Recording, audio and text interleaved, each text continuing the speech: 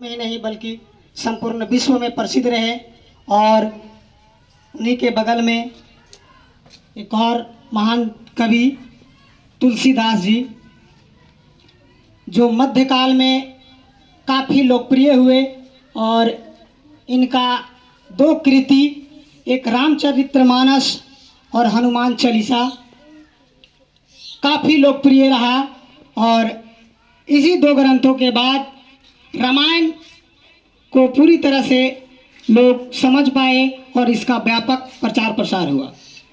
तो हम लोग जानते हैं जितने भी महान व्यक्ति हुए उनका जीवन काफ़ी संघर्ष रहा।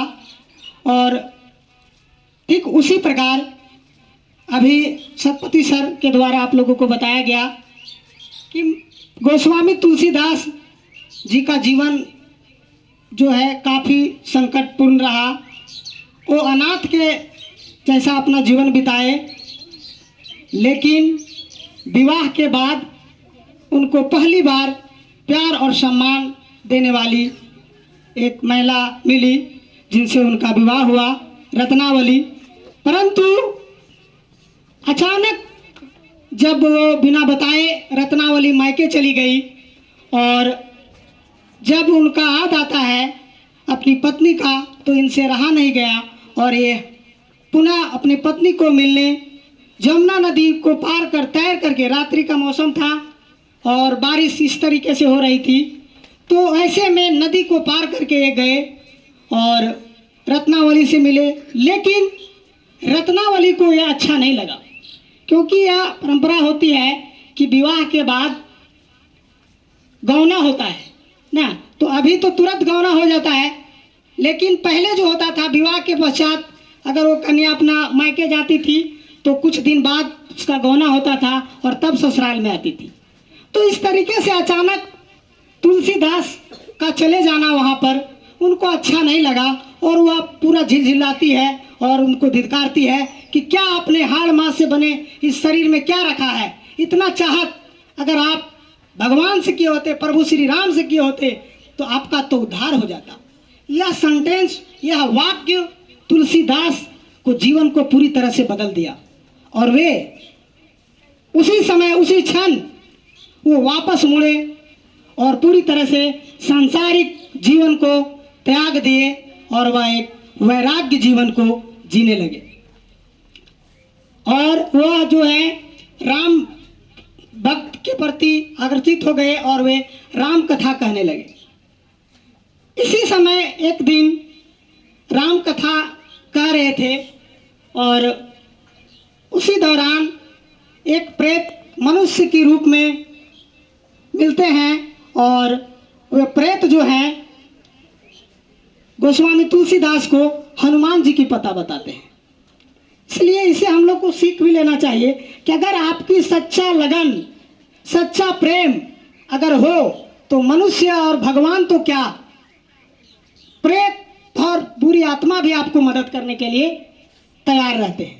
और इसी तरीके से एक प्रेत के द्वारा हनुमान जी का पता बताए जाने के बाद गोस्वामी तुलसीदास जी को हनुमान से भेंट होता है। और ये बहुत बड़ी बात होती है कि हनुमान जी से उनका मुलाकात होता है। और हम लोग जानते भी हैं अभी जो है हनुमान जी जीवंत देवता के रूप में माने जाते हैं।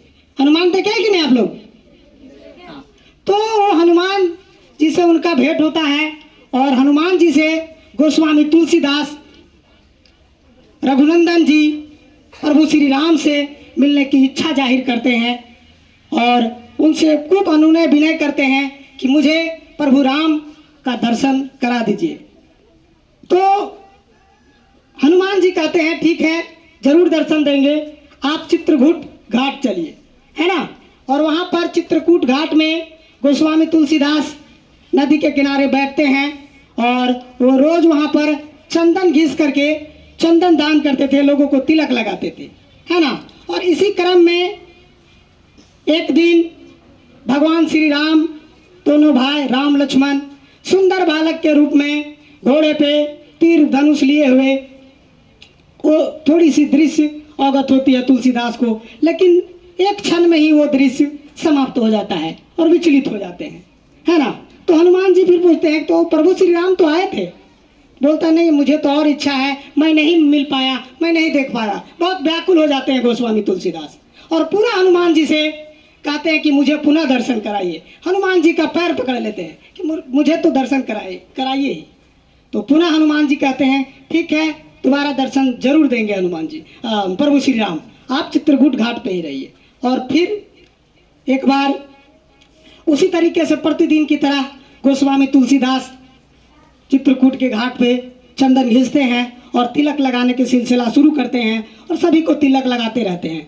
उसी समय सुंदर बालक के रूप में राम लक्ष्मण उनके सामने आते हैं और तिलक लगाना शुरू करते हैं गोस्वामी तुलसीदास। लेकिन हनुमान जी को लगा कि पुनः यह जो है भूल तो ना जाए कि ये राम भगवान ही पहचान ना पाए, इसीलिए हनुमान जी एक तोते का रूप धारण करके एक सुक्ति बोलते हैं, एक दोहा सुनाते हैं तुलसीदास के लिए, ताकि उनको स्मरण हो जाए कि अभी तो प्रभु भगवान श्री राम आए हैं। तो तोता के रूप में हनुमान जी कहते हैं, एक दोहा है, चित्रकूट के घाट पर लगी संतन की भीड़, तुलसीदास चंदन घिसे तिलक दे रघुवीर। अब तो तुलसीदास को बड़ा एकदम ये हो जाते हैं, व्याकुल हो जाते हैं कि अब तो हमारे समक्ष प्रभु श्री राम आ गए हैं। और वह जो है तुलसीदास व्याकुल होकर के कुछ उनको सूझबूझ नहीं रहता है और वो इस तरीके से हो जाते हैं, स्तब्ध हो जाते हैं। तब प्रभु श्री राम खुद तिलक लगाते हैं और तुलसीदास को भी तिलक लगाते हैं। तो यह जो है मध्यकाल में इस तरीके का भगवान प्रभु श्री राम से तुलसीदास का साक्षात दर्शन बहुत बड़ी बात होती है। अब आता है कि थोड़ा देर बिता इसी तरीके से, अब आता है प्रभु श्री राम की विदाई का, जाने का वक्त। तो बड़ा वो एक मार्मिक बेला होता है और इस मार्मिक बेला में तुलसीदास बड़ा प्रभु श्री राम से इस तरीके से रिक्वेस्ट करते हैं। एक गीत के माध्यम से हम लोग इसको देखते हैं। जरा देर ठहरो राम, जरा देर ठहरो राम, तमन्ना यही है, अभी हमने जी भर के देखा नहीं है।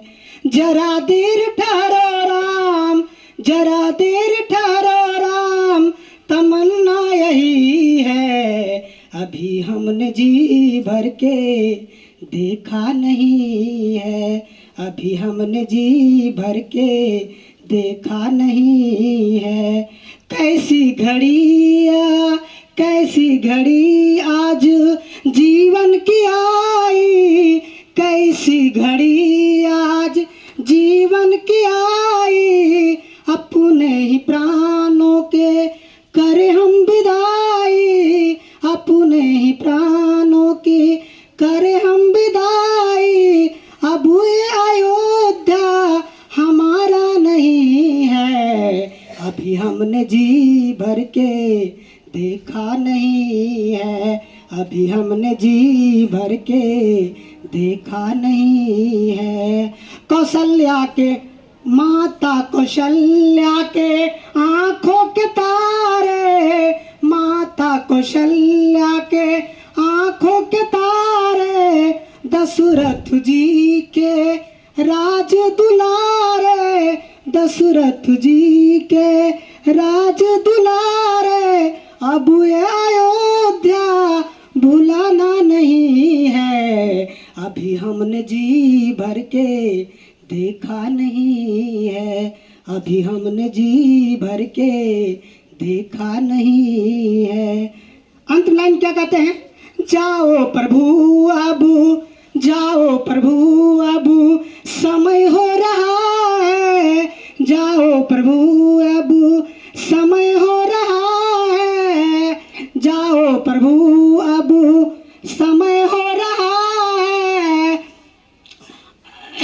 अंधेरा निशा का ठिकाना नहीं है, अभी हमने जी भर के देखा नहीं है, अभी हमने जी भर के देखा नहीं है। जरा देर ठहरो राम, जरा देर ठहरो राम, तमन्ना यही है, अभी हमने जी भर के देखा नहीं है, अभी हमने जी भर के देखा नहीं है।